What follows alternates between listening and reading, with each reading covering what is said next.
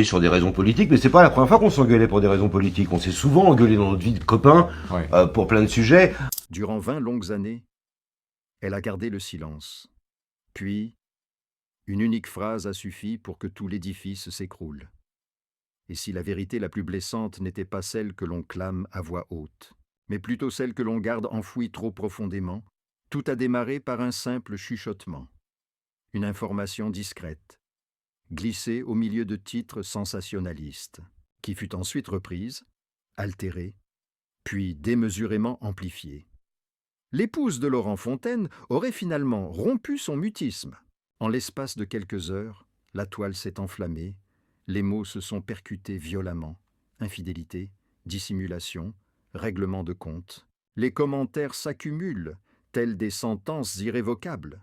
Chacun propose sa propre lecture des faits. Chacun prétend détenir la clé. Mais personne ne connaît réellement le fond de l'histoire. Car en coulisses de ce vacarme digital se trouve un homme, Laurent Fontaine, un patronyme qui, pour une génération entière, symbolise une télévision axée sur l'émotion et l'humain. Une période où l'on prenait le temps d'écouter avant de porter un jugement. Une figure liée à des pauses pleines de sens, à des levées de rideaux, à des confidences chuchotées dans une atmosphère intimiste. Pendant de longues années, il a ému la France entière. Aujourd'hui, c'est cette même France qui semble le mettre au pilori, sans la protection d'un plateau, sans droit de réponse, sans la moindre nuance. Les manchettes se succèdent à une vitesse folle. La vérité enfin exposée au grand jour. Un secret devenu intolérable. Mais de quelle vérité parle-t-on exactement? Et par-dessus tout, pour quelle raison maintenant? Ce qui dérange profondément. Ce n'est pas tant la rumeur elle-même que le violent contraste qu'elle révèle. L'homme qui a fondé sa renommée sur l'écoute de la parole des autres aurait-il, dans son propre foyer, fait du silence sa principale ligne de défense? Il y a une forme d'impudeur dans cette curiosité nouvelle, comme si l'on cherchait à enfoncer une porte qui était restée scellée par pudeur ou peut-être par crainte. Durant plusieurs décennies, la sphère privée de Fontaine est demeurée inviolée. Aucun scandale, aucune photo dérobée, aucune confession larmoyante déballée dans la presse à scandale. Une réserve qui paraît presque déplacée à notre époque d'exposition de soi, constante. Par conséquent, lorsque ce mur de silence se fissure, la chute n'en est que plus vertigineuse. Parmi les réactions, certains évoquent une forme de justice, d'autres crient à la revanche, et beaucoup amalgament la vérité avec un désir de vengeance. On omet un détail crucial. La vérité n'a rien d'un divertissement. Elle ne se digère pas en une poignée de secondes. Elle possède sa propre chronologie, et il arrive qu'elle soit douloureuse précisément parce qu'elle se manifeste trop tardivement. Qui est donc Laurent Fontaine à présent? Une célébrité sur le déclin. L'emblème d'une télévision considérée comme obsolète. Ou simplement un homme épuisé d'avoir si longtemps été le dépositaire des secrets d'autrui. Les plateformes en ligne affectionnent les réponses binaires. La réalité, elle, est invariablement plus complexe, car on réalise petit. À petit que cette histoire ne concerne pas uniquement un couple. Elle est le miroir d'une ère de notre rapport à l'intimité et d'une société qui exige la transparence mais n'est pas prête à en assumer les conséquences. Au milieu de ce chaos, une interrogation subsiste, tenace. Et si cet homme qui a dédié sa carrière à recueillir les confessions n'avait finalement jamais eu l'opportunité d'exprimer la sienne? Le mutisme, parfois, n'est pas synonyme de mensonge, mais une simple stratégie de survie. Cependant, pour bien saisir comment nous en sommes arrivés à ce point, à ce silence, à cette rumeur, à cette dégringolade spectaculaire, il est nécessaire de remonter le temps, bien avant les projecteurs, et la notoriété, jusqu'au lieu exact où est née cette fascination d'un homme pour les paroles des autres. Avant les grands rideaux de velours, avant ces poses chargées de tensions qui captivaient des millions de foyers, il y eut une cité, des avenues banales, et un jeune homme qui passait plus de temps à observer qu'à s'exprimer. Laurent Fontaine voit le jour à Lyon, au sein d'une famille de la classe moyenne où l'on n'aspire pas à la lumière des projecteurs. On y cultive avant tout la discrétion, la valeur du travail et cette qualité, quasiment désuète de nos jours, savoir attendre son tour pour prendre la parole. Dès l'école, il se fait remarquer par une curiosité posée, Ce n'est pas le type d'élève qui lève la main pour se faire voir, mais plutôt celui qui prête une oreille attentive aux autres, jusqu'à la fin, qui mémorise une expression, un simple regard, une brève hésitation. Ces connaissances de l'époque décrivent un adolescent appliqué, parfois un peu réservé, mais qui n'était jamais indifférent. Un adolescent qui semblait déjà sonder, sans pouvoir le dire. Ce que les individus dissimulent, derrière leur discours. Ils réalisent très jeunes que la parole est une substance délicate, capable de libérer tout comme elle est capable, de anéantir.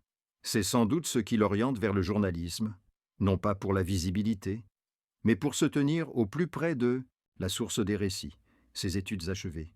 Il fait ses premières armes chez RMC en tant que jeune reporter, des commencements modestes, bien loin des studios, cossus, le terrain, les voix chargées d'émotions, les récits à l'état brut. C'est là qu'il acquiert la rigueur, le sens de l'urgence. Mais également une grande pudeur. On n'aborde pas n'importe quel sujet avec n'importe qui. On n'interrompt pas une confidence, de la même manière qu'on coupe un plan de caméra. Arrive ensuite Antenne 2, l'expérience du direct, la gestion de l'inattendu. Cette sensation singulière de détenir une parcelle, de vérité entre ses mains, sans jamais être certain qu'elle ne lui file pas entre les doigts. Fontaine s'affirme progressivement, sans faire de vagues. Il ne possède pas le magnétisme éclatant de certains de ses confrères. Sa force réside ailleurs, dans cette aptitude peu commune à laisser l'autre prendre toute la place, à ne pas monopoliser l'attention, à considérer le silence non comme un vide, mais comme une part de la réponse. À cette période, personne n'utilise encore l'expression de télévision de l'émotion. Les conversations portent sur l'audimat, les concepts d'émission, les parts de marché. Mais lui, il est en observation. Il remarque que ce qui émeut véritablement le public, ce ne sont pas les artifices, mais bien les vulnérabilités exposées. Les spectateurs ne cherchent pas uniquement à se distraire. Ils aspirent le désir d'être entendus, de retrouver une parcelle de sa propre histoire dans le récit d'un autre. C'est cette conviction profonde qui va devenir sa boussole. Alors que, pendant que ses contemporains chassent la gloire éphémère, Fontaine, lui, imagine un sanctuaire. Un espace où la parole, loin d'être un simple divertissement, serait érigée en pilier, vénérée, quasiment intouchable. Il songe à un lieu où les sentiments ne seraient jamais moqués, jamais déformés en une grotesque parodie. À cette époque, ce projet n'était qu'une esquisse floue, une aspiration quasi candide. Or, ce sont précisément ces idées, empreintes de naïveté, qui s'avèrent les plus redoutables, car elles possèdent le pouvoir de bouleverser l'ordre établi. Dans les salles de presse, certains de ses pairs le trouvent excessivement grave, trop en retrait. Quelques-uns murmurent qu'il n'a pas l'étoffe pour percer. Quelle erreur de jugement! Car la progression de Fontaine n'est pas fulgurante, elle est souterraine. Chaque mission, chaque enquête, et même chaque non-dit, vient renforcer sa certitude. Le petit écran pourrait offrir bien plus. Ni une arène judiciaire, ni une piste aux étoiles, mais un reflet de la société. Cependant, aucune certitude, aussi forte soit-elle, ne peut engendrer une révolution sans une étincelle humaine, et le destin placera bientôt sur sa route un individu qui, lui, maîtrise l'art de la conversation, du sourire et de la présence scénique. Un partenaire grâce auquel cette ambition encore nébuleuse allait enfin se concrétiser. Leur rapprochement ne ressemble en rien à une romance professionnelle orchestrée pour les médias. Aucune annonce spectaculaire, aucune parole excessivement optimiste. Simplement deux professionnels qui perçoivent en l'autre une résonance, sans pour autant être des copies conformes. D'une part, nous avons Laurent Fontaine, l'homme discret, rigoureux, à la limite de la sévérité. D'autre part, il y a Pascal Bataille, l'être convivial, rayonnant, qui s'épanouit sous les projecteurs avec une aisance déconcertante. Leur complémentarité opère instantanément, précisément parce qu'elle repose sur leurs différences. Quand le premier élabore la charpente, le second lui donne vie. Lorsque l'un analyse froidement, le second vibre d'émotion. Nous nous situons à l'aube de la décennie 1990. Le paysage audiovisuel français est en pleine quête identitaire. Naviguant entre des spectacles tape à l'œil et un traitement de l'actualité distant, mais Fontaine et Bataille, eux, veulent aborder un tout autre sujet. Ils souhaitent converser de la condition humaine, de ces confessions que l'on perçoit rarement à l'écran, de ces paroles nouées dans la gorge que personne ne prend la peine d'entendre. Unis par cette vision, ils créent Palace Télévision, une structure de production autonome, presque modeste à ses débuts. Mais, portés par un concept audacieux, donner la parole aux gens ordinaires sans jamais tomber dans la moquerie, leurs premières tentatives sont exploratoires. Ils essaient, ils peaufinent, ils commettent des erreurs. Progressivement, un véritable mécanisme se dessine. De son côté, Fontaine analyse minutieusement les retours du public et perfectionne le concept. Bataille, quant à lui, explore la connivence, la bienveillance et l'empathie. Ce binôme saisit un principe fondamental pour que l'authenticité puisse émerger. Un décor, une mise en scène, un cérémonial sont indispensables. Sans cette structure, la révélation se perdrait dans la confusion générale. C'est de cette réflexion que naît « Y a que la vérité qui compte ». Un intitulé direct, presque sentencieux. Le plateau est épuré, un simple rideau de velours rouge, un éclairage tamisé et une atmosphère de suspens. Derrière ce fameux rideau se cachent des mystères de vies entières. De l'autre côté, des visages anxieux et des regards interrogateurs. La véritable force de l'émission ne vient pas de la brutalité des révélations, mais de son tempo délibérément lent. On permet au temps de faire son œuvre, on laisse les silences s'installer et parler d'eux-mêmes. En coulisses, Fontaine dirige cette tension palpable tel un maestro, discret. Sur le plateau, Bataille se charge de l'accueil, de la réassurance et du soutien. En un temps record, le programme se transforme en véritable phénomène de société. Des millions de Français se rassemblent chaque semaine devant leur poste de télévision. Devant ces histoires, on s'émeut, on se révolte. On retrouve l'espoir. D'innombrables familles se projettent dans ces récits de romances brisées, de réconciliations inatteignables, de paroles trop longuement tues. Pour une large part du public, il s'agit de bien plus qu'une simple émission télévisée. C'est une rencontre personnelle avec leur propre réminiscence. Cependant, au-delà de cette vague d'émotions partagées, une interrogation commence à germer. D'abord timide, à peine perceptible. Jusqu'où est-il éthique de s'aventurer? Une vérité crue est-elle systématiquement synonyme de libération? Fontaine, lui, se pose déjà cette question. Il est conscient que chaque fois que le rideau s'écarte, c'est un fragment d'existence réelle qui est exposé. Il mesure également combien la ligne de démarcation entre l'authenticité et le spectacle est ténue, dangereusement ténue. Malgré tout, le succès est colossal, écrasant. Les chiffres d'audience s'envolent et les diffuseurs ne cachent pas leur satisfaction. L'engrenage est enclenché. En arrière-plan, Fontaine s'affaire à consolider l'édifice. Il verrouille les droits. Il protège les concepts et anticipe déjà l'avenir. Bataille, de son côté, maintient ce lien direct avec les gens, préservant cette proximité qui constitue l'atout majeur du tandem. Leur association devient si forte qu'ils sont désormais indissociables. Évoquer l'un, c'est nécessairement penser à l'autre. Ils sont les deux facettes d'une télévision nouvelle, une télévision qui n'a pas peur d'exposer la vulnérabilité humaine au grand jour. Toutefois, comme c'est souvent le cas dans les épopées marquantes. La gloire elle-même sème les graines de la discorde future. En effet, plus le programme vise juste et touche son public, plus la tension monte d'un cran. Chaque nouvelle émission se doit de surpasser la précédente en intensité. Chaque silence doit être encore plus lourd de sens. Mais de l'autre côté du rideau pourpre, le poids de la vérité commence à peser lourdement sur les épaules de ceux qui la révèlent. car inviter des émotions si brutes dans l'intimité du foyer de millions de citoyens n'est pas sans conséquence. Parfois, ces émotions s'y installent pour ne plus jamais repartir. Sur le petit écran, l'ensemble paraît parfaitement orchestré. Les aveux se succèdent, les pleurs affleurent avec une certaine retenue, et les pauses semblent totalement contrôlées. Cependant, sous cette surface de sérénité, une autre vérité, bien plus âpre et violente, se fait jour.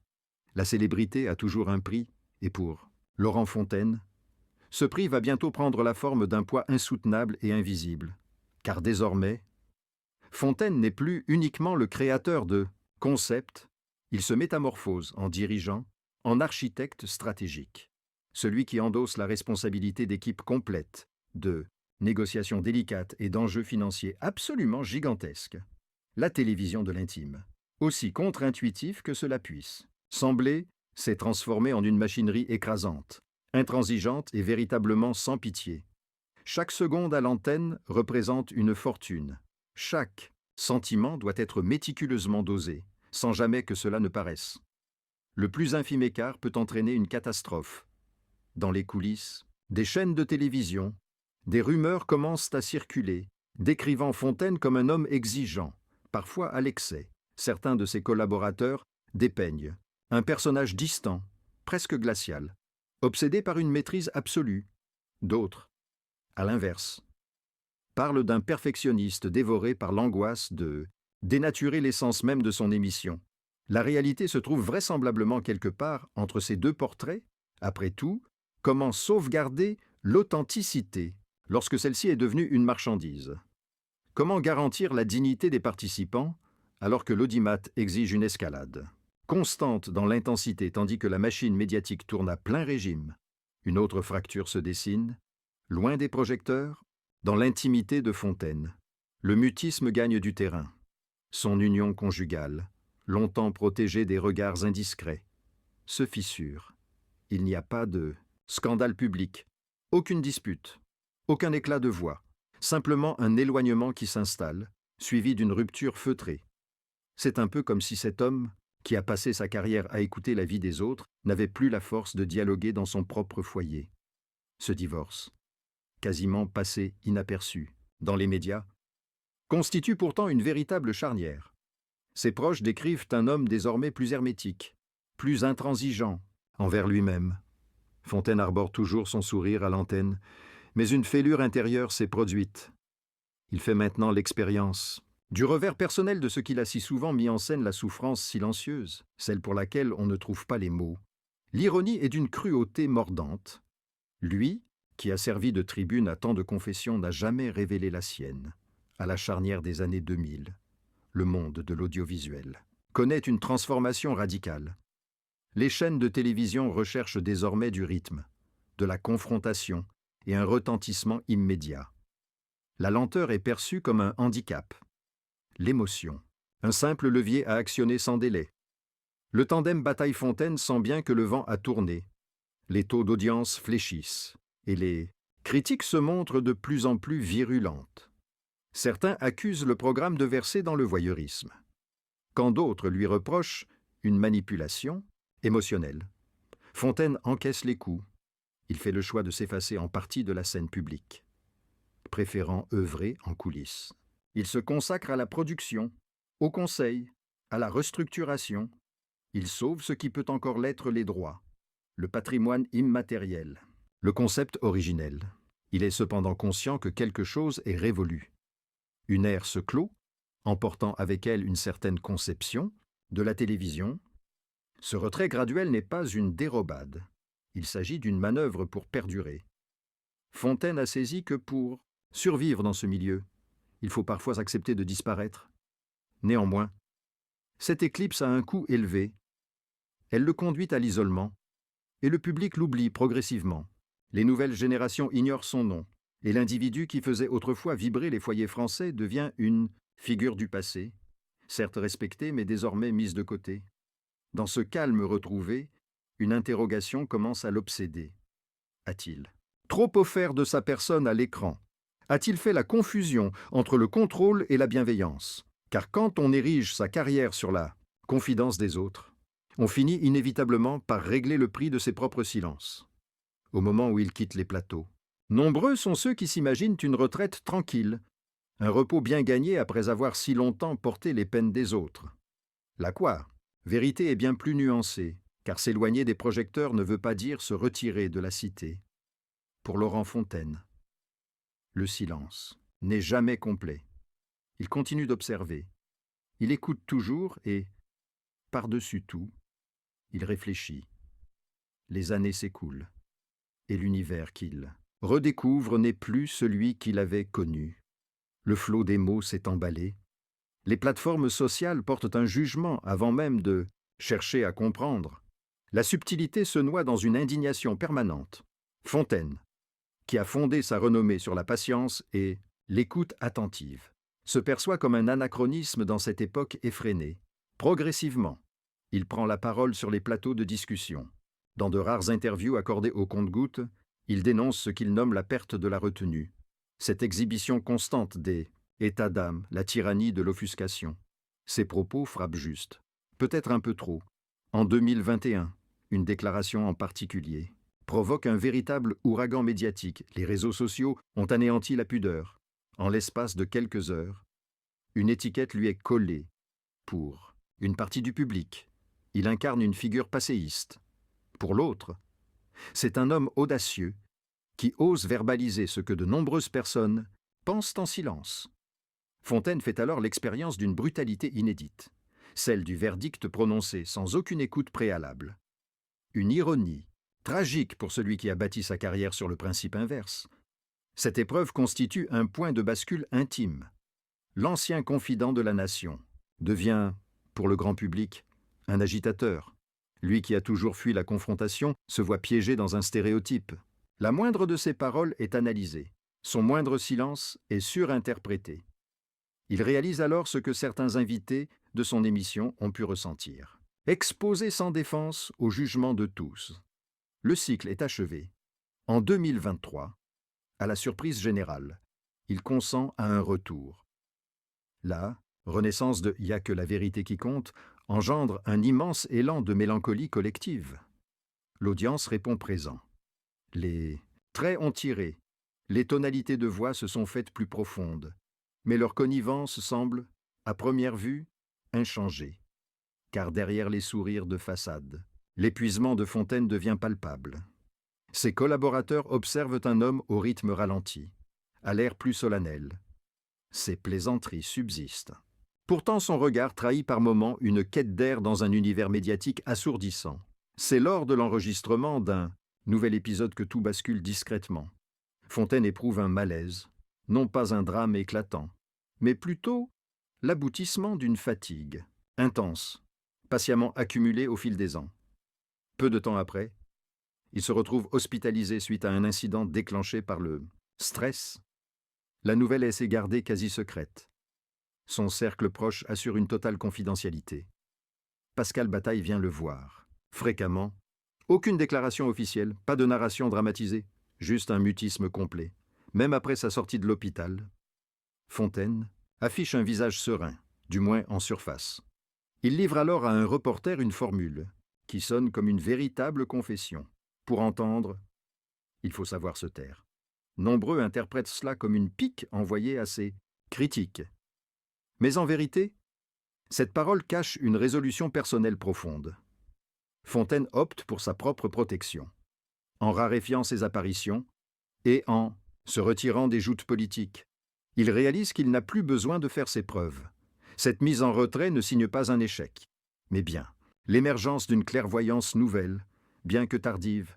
Celui qui a dédié son existence à recueillir les confidences d'autrui consent finalement à affronter la sienne, l'usure, l'isolement, le fardeau des décennies vécues sous les projecteurs.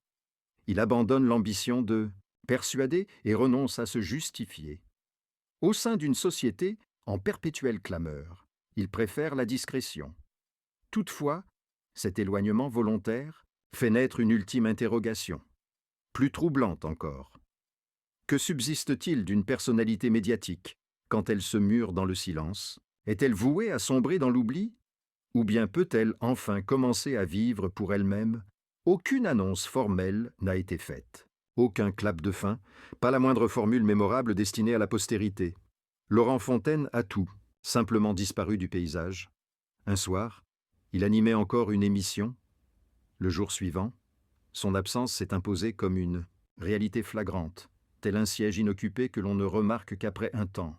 Désormais, il mène une existence à l'écart du tourbillon médiatique, partageant sa vie entre la capitale et la Provence. Les personnes qui le rencontrent décrivent un homme serein, presque pacifié, vivant au milieu de ses livres, de ses souvenirs et d'un silence qu'il a délibérément choisi. Il ne s'enfuit pas, il prend du recul. La distinction est fondamentale, car Fontaine n'a jamais apprécié les départs grandiloquents.